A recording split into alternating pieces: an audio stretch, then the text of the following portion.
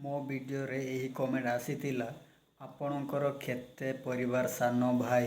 ଆଜି ମୁଁ ଆପଣମାନଙ୍କୁ ମୋ ପରିବାର ବିଷୟରେ ଦେଖେଇବି।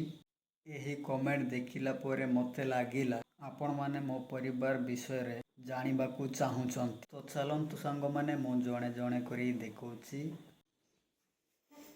ଇଏ ହେଲା ମୋ ସ୍ତ୍ରୀ,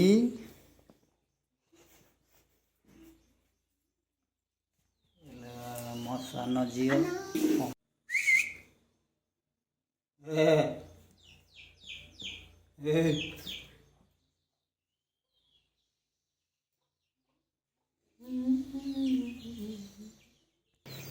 ତାପରେ ଏଇଟା ମୋ ରୋଷେଇ ଘର, ଏଇଟା ଆମର ପୁରୁଣା ଘର।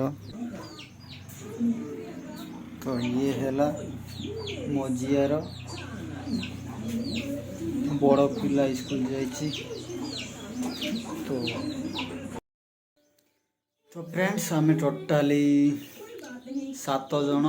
ମୋ ବାପା, ମୋ ଜେଜେମା, ତ ସେମାନେ ଘରେ ନାହାନ୍ତି, ଆଉ ବଡ଼ ପିଲା ସ୍କୁଲ ଯାଇଛନ୍ତି।